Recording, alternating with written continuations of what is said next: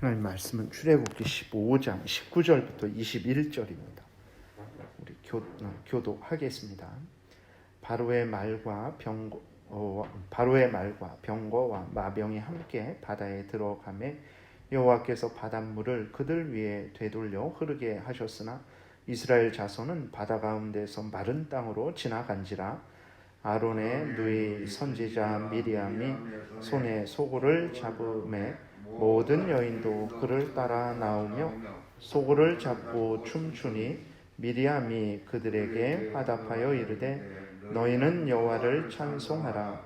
그는 높고 영화로우시며 말과 그 탄 자를 바다에 던지셨음이로다 하였더라. 아멘. 기도드리겠습니다.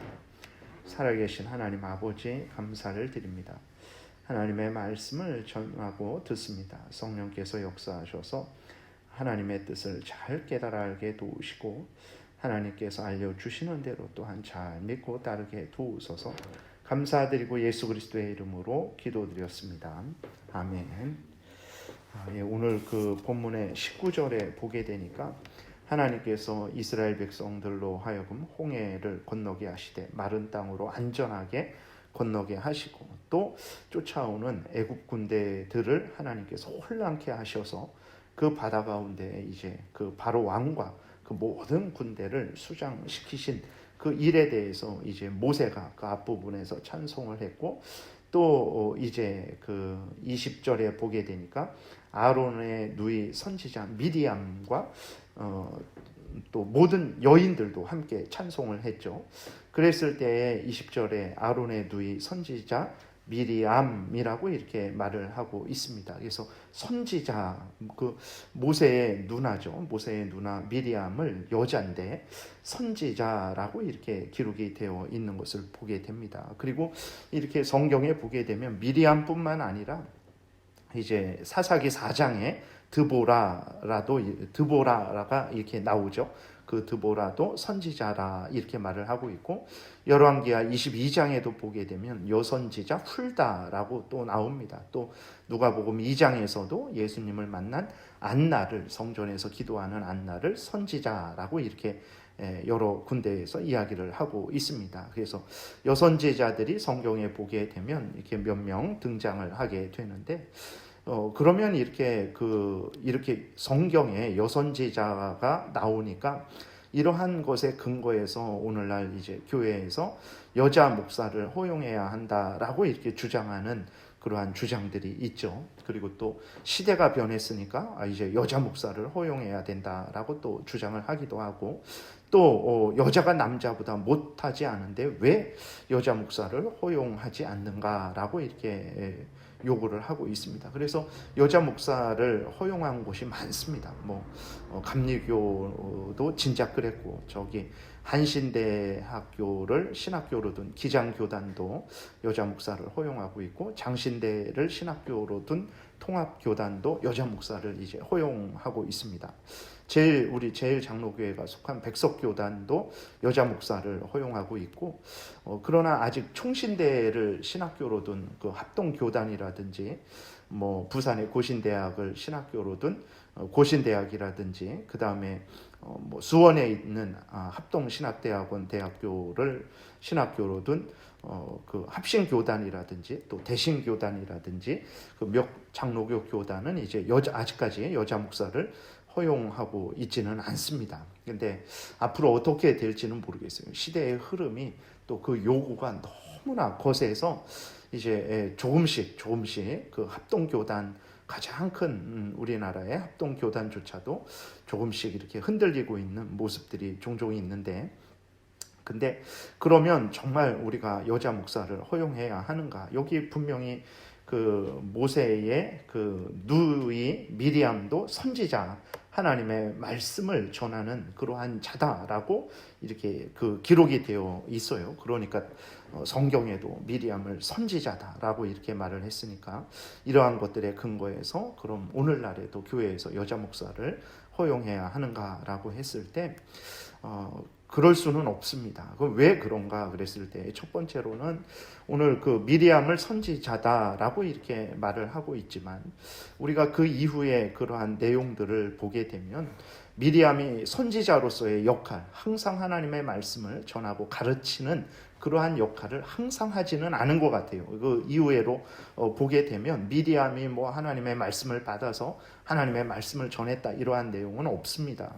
그리고 앞에서 말씀드렸던 뭐 드보라라든지 그 다음에 뭐 훌다라든지 그러한 경우를 보게 되면 그들도 항상 교회에 예를 들어서 목사가 항상 매일 매주 이렇게 말씀을 전하는 것처럼 아니면 다른 선지자들이 항상 하나님의 말씀을 전하는 것과 같은 그러한 차원의 내용은 없습니다. 어떤 특별한 경우에 하나님께서 그들을 들어 쓰셔서 정말 아주 특별한 경우죠. 하나님이 일반적인 질서를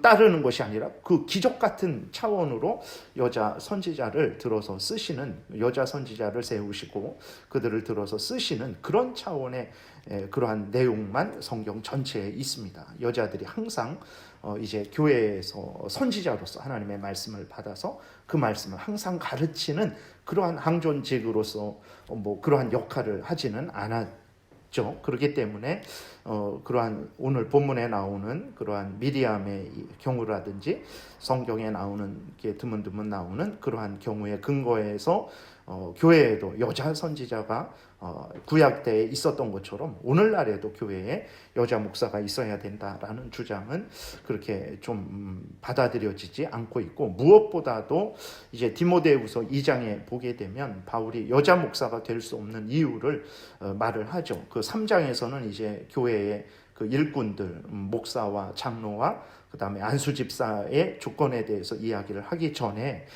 그 바로 2장에 디모데전서 2장에 보게 되면 이제 여자 목사가 될 수 없는 그 이유를 이야기를 하죠. 그랬을 때 그 근거는 무엇이냐면 첫 번째는 창조 질서입니다. 두 번째로는 타락에 대한 하나님의 형벌의 근거에서 하나님이 창조 질서 차원에서도 여자를 이제 앞세우지 않았다. 그러한 차원으로 하나님께서 임명하지 않았다. 두 번째로는 범죄한 것에 대해서 하나님께서 형벌을 내리셨는데 그 여자로 하여금 남자를 가르치는 그러한 차원으로 서지 못하도록 하셨다라는 것에 근거해서 바울이 여자 목사는 될 수 없다라고 이 말을 이렇게 합니다. 디모데전서 2장 11절부터 보게 되면 여자는 일체 순종함으로 조용히 배우라. 이것이 이렇게 여자가 어디서 감히 말을 해, 이런 차원이 아닙니다. 이거는 하나님의 질서 차원에서 여자가 교회에서 어떤 교사의 역할을 하려고 해서는 안 된다, 이런 차원이지, 감히 여자가 막 이렇게 어떤 그 유교적인 가부장적인 그러한 차원의 의미의 말이 아니라는 것을 우리가 기억해야 됩니다. 그러니까 하나님의 말씀에, 남자도 하나님의 말씀에, 여자도 하나님의 말씀에 일체 순종하고 따라야 되는 차원으로 이야기를 하면서 여자의 역할에 대해서 말을 하는 거지, 여자를 절대 무시하는 것이 아니라는 것을 우리가 좀 기억해야 되겠습니다. 11절 다시 보면 여자는 일체 순종함으로 조용히 배우라. 여자가 가르치는 것과 남자를 주관하는 것을 허락하지 아니하노니, 그래서 아주 허락하지 않는다.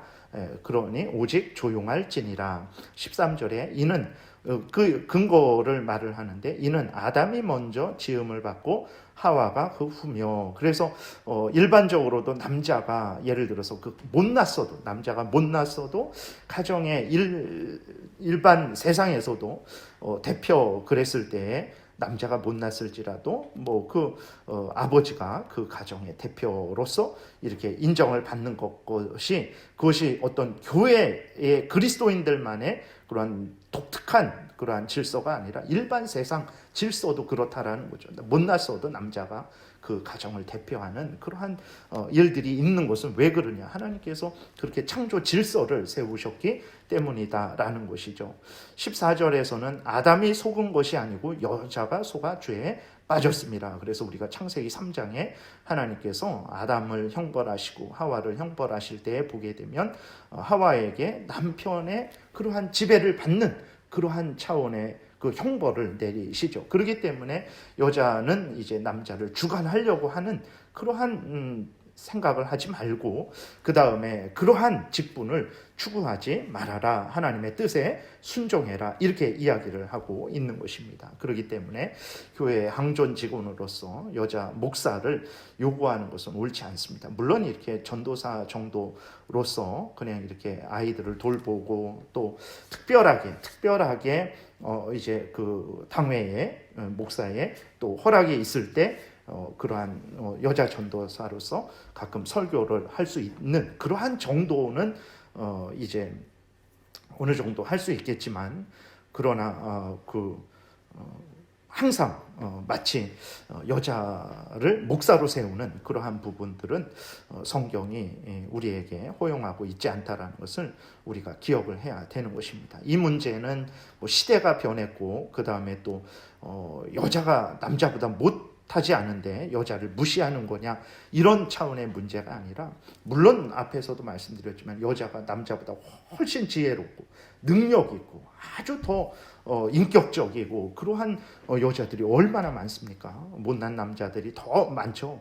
그럼에도 불구하고 이 문제는 하나님의 뜻을 따르는 문제라는 것을 기억을 해야 되는 것입니다. 잘나고 못나고의 그런 문제가 아니고 시대가 변하고 안 변하고의 문제가 아니라 하나님의 성경 말씀을 통해서 교회에 주시는 하나님의 뜻을 따르는 문제라는 것을 우리가 기억하고 하나님의 그럼 디모데 그 전서 2장의 말씀이 이제 바뀌게 된다면 또 이제 여자 목사를 허용할 수 있겠지만 그러지 않기 전에는 여자 목사가 허용될 수 없다라는 것을 우리가 좀 기억을 해야 되겠습니다. 그 다음에 20절에 보게 되면 이제 또 미리암과 여자들이 찬송을 하는데 어떻게 찬송을 하냐면 손에 소고를 잡고 춤을 추며 하나님을 찬송했다라고 이렇게 기록이 되어 있어요. 그래서 구약 때에도 성전에서 제사를 드리는 것을 보게 되면 악기를 사용하고 그 시편에 곡조를 붙여서 이제 하나님을 찬송을 하는 것을 우리가 또 보게 됩니다. 그러면 그렇게 오늘 본문에서도 미리암과 여자들이 손에 소고를 잡고 춤을 추면서 하나님을 찬양을 했으니까 구약 때에도 시편에 곡조를 붙여서 찬양을 했으니까 그러면 오늘날에도 소고를 잡고 그러니까 악기를 잡고 춤을 추면서 하나님께 예배를 드려도 되는가? 그 다음에 그러한 곡조를 붙여서 우리가 하나님을 찬양했으니까 우리도 지금 이렇게 찬송가를 부르고 또 하나님께 그 예배를 드릴 때 찬송가를 사용을 하고 있는데 그랬을 때 그러면 그 곡조를 아무런 곡조나 사용해도 되는가? 그랬을 때에도 역시 우리가 조심을 해야 되는 것입니다. 그랬을 때 첫 번째로는 그 악기 문제에 있는 경우에 있어서 교회에서 계속 이러한 부분들이 여러 가지로 이렇게 서로 논의가 되어 있었습니다. 그랬을 때 이렇게 미리암이 그 손에 소고를 잡고 춤을 추면서 찬양을 한 것, 그 다음에 구약의 성전 제사에서 여러 가지 악기가 사용이 되거든요.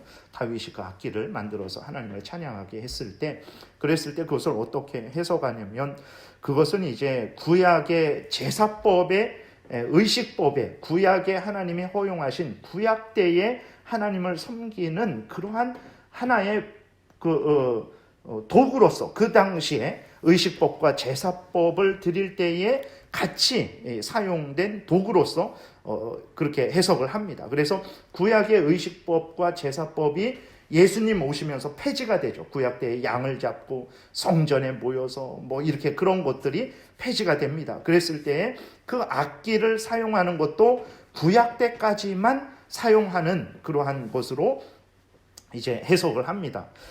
그러면 교회에서는 전혀 악기를 그럼 사용하지 말아야 되는가? 그랬을 때 그렇지는 않죠. 그렇지는 않고 물론 역사적으로도 무악기파가 있었어요. 전혀 악기를 사용해서는 안 된다. 그랬는데 우리들의 목소리도 사실 악기 중에 하나입니다. 어떤 도구를 만들어서 뭐 이렇게 그 손으로만 뭐 해야 그게 악기가 아니라 우리 목소리도 뭐 이렇게 아카펠라 같은 그러한 노래를 하고 그럴 때 이 목소리도 높고 낮게 뭐 이렇게 굵고 뭐 얇게 이렇게 우리 목소리를 낼 수 있는 것처럼 목소리도 악기죠. 그랬을 때에 무악기파, 절대로 교회에서 악기를 사용해서 안 된다, 이런 좀 약간 극단적으로 주장하는 사람들이 있었고, 한편으로는 모든 악기를 다 사용해야 된다. 오늘날 뭐 드럼이라든지 뭐 그 전자기타라든지 뭐 온갖 뭐 그거 하나님을 가지고 다 찬양하면 되지, 그 뭐 어떤가라고 그렇게 모든 악기를 다 허용하는 그러한 사람들도 있었고, 그렇죠. 그러나 역사적으로 봤을 때 가장 그러한 주류의 입장은 무엇이냐면, 그 악기라는 것이 이제 그 영향이 있습니다. 그래서 전쟁을 할 때 북을 둥둥둥둥 막 치면서 그렇게 하면 사람들이 흥분을 해갖고 둥둥둥둥 하면서 그냥 막 소리를 지르면서 나팔을 불고 그랬을 때 소리를 지르면서 전쟁 때 칼을 들고 쫓아나가서 막 이렇게 사람들을 정말 서로 죽이는 그러한 마음을 이렇게 일으키게 되죠. 물론 저도 청년 때 교회에서 보게 되면 금요 철회하고 그랬을 때 북을 막 둥둥둥둥 치면서 그냥 열심히 찬양하고 뭐 그러긴 하는데, 그러니까 북이라는 것이 그러한 차원의 그러한 일들을 하는 거예요. 나팔 같은 것도 그렇고 다른 것들도 그러죠. 그랬을 때에 그런 악기의 특성들을 고려합니다. 그래서 그러한 사람을 흥분시키고 사람으로 하여금 그 감정을 너무 올리는 그러한 악기는 대개 교회에서 사용을 하지 않습니다. 그래서 가장 어떤 올바로 음을 잡아주고 가장 그래도 영향을 미치지 않는 차원에서, 그래서 물론 그것도 뭐 이렇게 저렇게 말을 하면 문제가 있지만 그래도 주류 입장에서는 좀 이렇게 가장 최소한도로 사람들이 정신 차리고 하나님 앞에 예배 드릴 수 있는 차원의 그러한 악기들 정도를 사용을 합니다. 그래서 피아노나 오르간 정도나 그러한 정도로만 최소한도로 이렇게 하나님 앞에 집중을 하는데 방해가 되지 않는 차원으로, 그리고 그 악기를 사용하더라도 사람들을 흥분시켜갖고 그냥 이렇게 하지 않는 차원으로 전인격적으로 하나님을 예배드리는데 방해가 되지 않는 차원으로서 이제 악기들을 좀 선별해서 최소한도로 사용하는 그러한 것들이 이제 주류의 입장이 되었던 거죠. 근데 오늘날에 보게 되면, 저도 이렇게 보게 되면 청년 때에 보게 되면 제가 있던 교회도 되게 목사님이 좀 앞서 나가시는 분이라서 그 당시에 경배와 찬양이라고 복음성가를 하면서 뭐 악기를 치면서 저녁 예배를 찬양 예배로 드리는 교회가 그렇게 많지는 않았습니다. 근데 벌써 그 80년대 말 정도부터 그 청년들을 그런 곳에 보내는데, 거기에서 인천에 한 군데가 있었어요. 그런 것을 가르쳐 주는 데가. 그래서 그쪽으로 가서 배우고 뭐 큐티도 배우고 이런 식으로 해서 교회에서 저녁 때에 또 그런 형식으로 예배를 드리고, 그러면서 이제 급격하게, 그전에는 별로 그런 거 없었죠. 물론 이렇게 북치며 이렇게 손뼉치면서 열심히 철야 예배 드리는 그런 방식은 이전부터 있었지만, 그 수많은 악기들을 사용해 갖고 뭐 콘서트 같이 하는 것들은 그렇게 우리나라에서 그렇게 확 퍼진 것은 아주 얼마 되지 않습니다. 사실 따져보게 되면. 그런데 문제는 무엇이냐면 그 곡조도 그렇죠. 찬송가도 보게 되면 그러한 규칙들이 있습니다. 그러한 내용들, 그 규정들이 나름대로 좀 있죠. 그러나 오늘날에는 거의 가요 이상으로 어떤 뭐 랩이라든지 뭐 어떤 그러한 것들도 다 사용을 하고 그러는데, 그랬을 때 중요한 원칙은 무엇이냐면 이제 예배를 드릴 때에 전인격적으로 정신을 차리고 집중해서 하나님께 감사하고 나 자신을 돌아보고 또 내 중심의 소원을 하나님께 아뢰고, 또 그 진리의 말씀을 들을 때에 그걸 집중해서 듣고 그것을 생각하고 또 그 말씀의 근거에서 나를 돌아봐서 회개하고 또 하나님께 회개하고 또 은혜를 구하고, 이러한 차원이 방해받지 않는 차원의 그러한 어떤 악기 사용이라든지 그 다음에 곡조라든지 그러한 일들을 우리가 고려를 해야 되는 것이죠. 그랬을 때 예를 들어서 집을 사고 파는 계약을 하고 있는데 정말 옆에서 북치고 장구치고 그냥 노래 부르고 춤추면서 그러한 일들을 했을 때 집을 이렇게 계약서를 온전히 쓸 수 있겠습니까? 이게 숫자가 틀렸는지 맞았는지 그런 것들을 정신 차리고 그렇게 해야 되기 때문에 좀 조용히 하세요. 조용히 하고 이거 해야 되니까 좀 조용히 하세요 하는 것도 어떤 일반적인 상식이죠. 근데 하나님 앞에 예배 드릴 때 정신없이 그냥 북치고 장구치고 그러면서 우리로 하여금 하나님 앞에 전인격적으로 우리 감정만이 중요한 게 아니라 우리의 모든 전인격적으로 똑바로 깨워서 흥분하지 않고 정신 차리고 사람들하고 말을 할 때에도 흥분하지 말고 좀 바로 천천히 얘기를 하세요 라고 하면서 하는데, 하나님 앞에 교제하면서 그냥 우리의 모든 것이 흥분되어 갖고 둥둥둥둥 이렇게 차원으로 예배를 드리게 된다면 그것은 그렇게 하나님, 우리가 성경에서 보는 그러한 차원의 예배는 아니라는 것을 기억을 해야 되는 것입니다. 그래서